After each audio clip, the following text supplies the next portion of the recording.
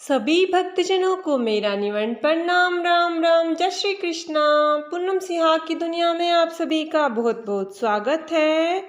श्रीमद् भगवत गीता के 15वें अध्याय का महात्म्य। श्री महादेव जी कहते हैं, पार्वती अब गीता के 15वें अध्याय का महात्म्य सुनो। गौड़ देश में कृपाण नरसिंह नामक एक राजा थे, जिनकी तलवार की धार से युद्ध में देवता भी परास्त हो जाते थे। उनका बुद्धिमान सेनापति शस्त्र और शास्त्र की कलाओं का भंडार था। उसका नाम था सरब मेरुंड। उसकी भुजाओं में प्रचंड बल था। एक समय उस पापी ने राजकुमारों सहित महाराज का वध करके स्वयं ही राज्य करने का विचार किया। इस निश्चय के कुछ ही दिनों बाद वह हेजे का शिकार होकर मर गया। थोड़े समय में वह पापात्मा अपने पूर्व कर्म के कारण सिंधु देश में एक तेजस्वी घोड़ा हुआ। उसका पेट सटा हुआ था। घोड़े के लक्षणों का ठीक ठीक ज्ञान रखने वाले किसी वेश्या के पुत्र ने बहुत सा मूल्य देकर उस अश्व को खरीद लिया और यत्न के साथ उसे राजधानी तक वह ले गया। वेश्य कुमार वह अश्व राजा को देने को लाया था। यद्यपि राजा उस वेश्य कुमार से परिचित था, तथापि द्वारपाल ने जाकर उसके आगमन की सूचना दी। राजा ने पूछा, किस लिए आए हो? तब उसने स्पष्ट शब्दों में उत्तर दिया, देव, सिंधु देश में एक उत्तम लक्षणों से संपन्न अश्व था, जिसे तीनों लोकों का एक यत्न समझकर मैंने बहुत सा मूल्य देकर खरीद लिया है। राजा ने आज्ञा दी, उस अश्व को यहाँ ले आओ। वास्तव में वह घोड़ा गुणों में उच्च श्रवा के समान था। सुंदर रूप का तो मानो घर ही था। शुभ लक्षणों का समुद्र जान पड़ता था। वेश्या घोड़ा ले आया और राजा ने उसे देखा। अश्व का लक्षण जानने वाले आमत्यों ने इसकी बड़ी प्रशंसा की।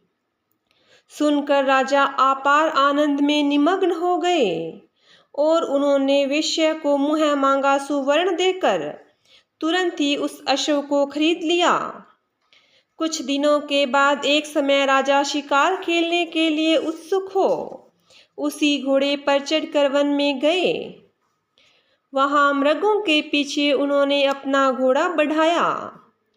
धीरे धीरे सब ओर से दौड़कर आते हुए समस्त सैनिकों का साथ छूट गया। वे हिरणों द्वारा आकृष्ट होकर बहुत दूर निकल गए। प्यास ने उन्हें व्याकुल कर दिया था। तब वे घोड़े से उतरकर जल की खोज करने लगे। घोड़े को तो उन्होंने वृक्ष की डाली में बांध दिया और स्वयं एक चट्टान पर चढ़ने लगे। कुछ दूर जाने पर उन्होंने देखा कि एक पत्ते का टुकड़ा हवा से उड़कर शिलाखंड पर गिरा है। उसमें गीता के 15वें अध्याय का आधा श्लोक लिखा हुआ था। राजा उसे बांचने लगे।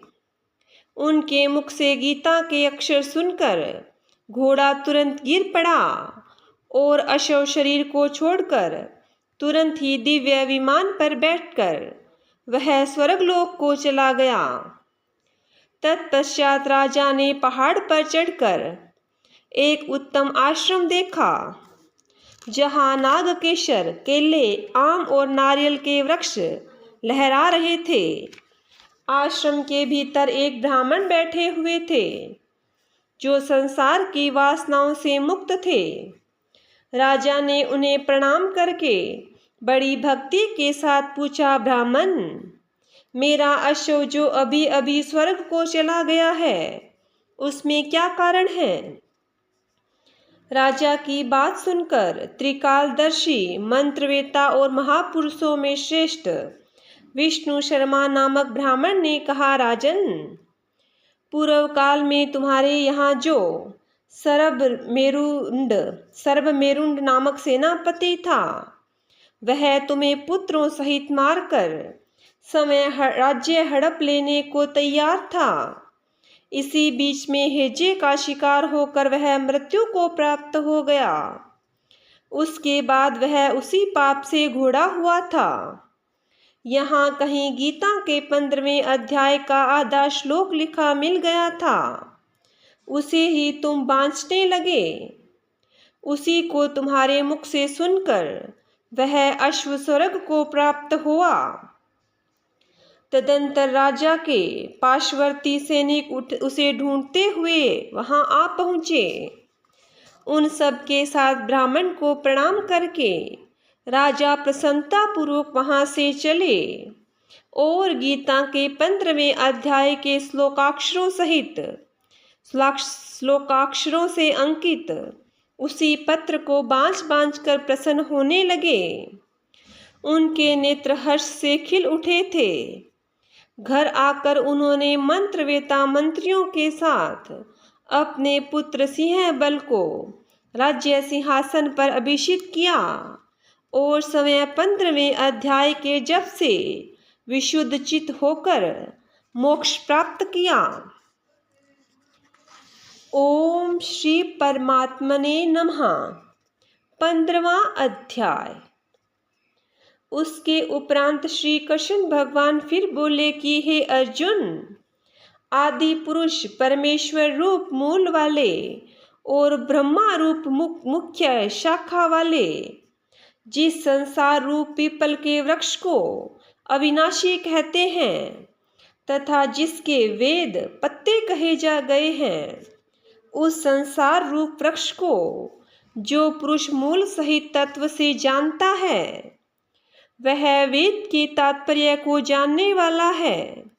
हे अर्जुन, उस संसार वृक्ष के तीनों गुण रूप जल के द्वारा बढ़ी हुई एवं विषय भोग रूप कोपलों वाली देव, मनुष्य और तिर्यक आदि योनि रूप शाखाएं नीचे और ऊपर सर्वत्र फैली हुई है तथा मनुष्य योनि में कर्मों के अनुसार बांधने वाली अहंता, ममता और वासना रूप जड़ें भी नीचे और ऊपर सभी लोकों में व्याप्त हो रही है।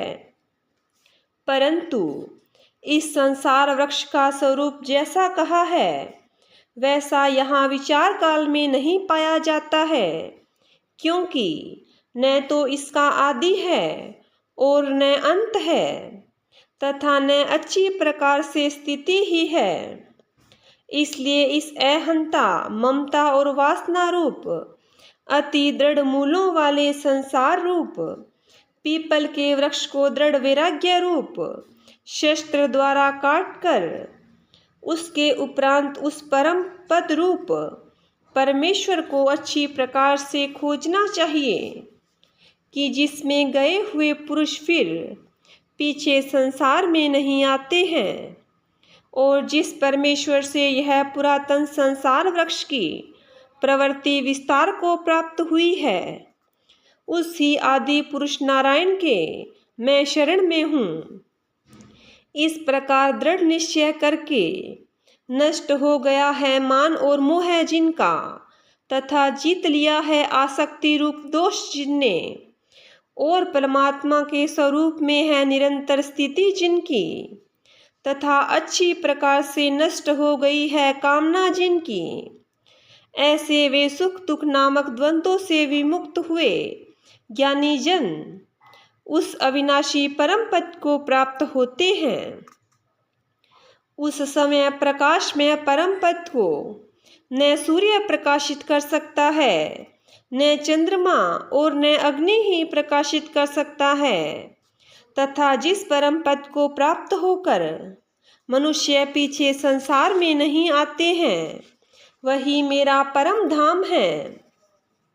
हे अर्जुन, इस देह में यह जीवात्मा मेरा ही सनातन अंश है और वही इन त्रिगुणमयी माया में स्थित हुई मन सहित पांचों इंद्रियों को आकर्षण करता है। कैसे कि वायु गंध में स्थान में गंध को जैसे ग्रहण कर लेता है, वैसे ही देहा आदिकों का स्वामी जीवात्मा भी जिस पहले शरीर को त्यागता है, उससे इन मन सहित इंद्रियों को ग्रहण करके फिर जिस शरीर को प्राप्त होता है उसमें जाता है। उस शरीर में स्थित हुआ यह जीवात्मा श्रोत्र, चक्षु और त्वचा को तथा रसना, घ्राण और मन को आश्रय करके अर्थात इन सब के सहारे से ही विषयों को सेवन करता है, परंतु शरीर छोड़कर जाते हुए को अथवा शरीर में स्थित हुए को और विषयों को भोगते हुए को अथवा तीनों गुणों से युक्त हुए को भी अज्ञानी जन नहीं जानते हैं।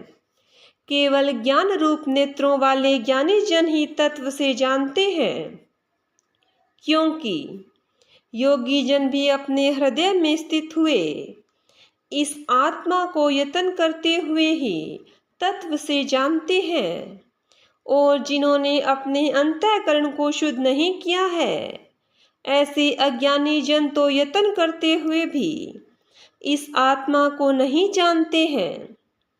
हे अर्जुन, जो तेज सूर्य में स्थित हुआ संपूर्ण जगत को प्रकाशित करता है तथा जो तेज चंद्रमा में स्थित है और जो तेज अग्नि में स्थित है, उसको तू मेरा ही तेज जान।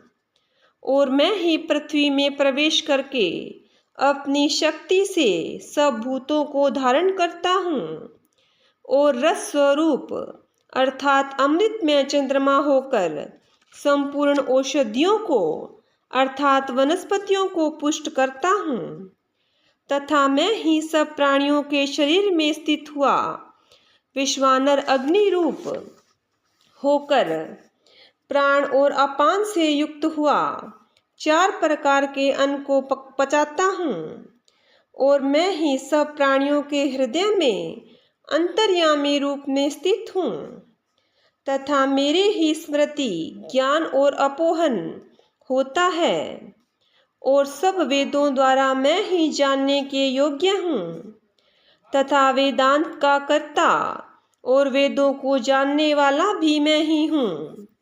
हे अर्जुन, इस संसार में नाशवान और अविनाशी भी यह 2 प्रकार के पुरुष हैं। उनमें संपूर्ण भूत प्राणियों के शरीर तो नाशवान और जीवात्मा अविनाशी कहा जाता है, तथा उन दोनों से उत्तम पुरुष तो अन्य ही हैं कि जो तीनों लोकों में प्रवेश करके सबका धारण पोषण करता है। एवं अविनाशी परमेश्वर और परमात्मा ऐसे कहा गया है, क्योंकि मैं नाशवान जड़ वर्ग क्षेत्र से तो सर्वथा अतीत हूँ और माया में स्थित अविनाशी जीवात्मा से भी उत्तम हूँ। इसलिए लोक में और वेदों में भी पुरुषोत्तम नाम से प्रसिद्ध हूँ। हे भारत, इस प्रकार तत्व से जो ज्ञानी पुरुष मेरे को पुरुषोत्तम जानता है, वह सर्वज्ञ पुरुष सब प्रकार से निरंतर मुझ वासुदेव परमेश्वर को ही भजता है। हे निष्पाप अर्जुन, ऐसे यह अति रहस्य युक्त गोपनीय शास्त्र मेरे द्वारा कहा गया। इसको तत्व से जानकर मनुष्य ज्ञानवान और कृतार्थ हो जाता है, अर्थात उसको और कुछ भी करना शेष नहीं रहता। इति श्रीमद् भगवत गीता रूपी उपनिषद एवं ब्रह्म विद्या तथा योग शास्त्र विषयक श्री कृष्ण और अर्जुन के संवाद में पुरुषोत्तम योग नामक 15वां अध्याय। बोलिए विष्णु भगवान की जय हो। बोलिए कृष्ण भगवान की जय हो।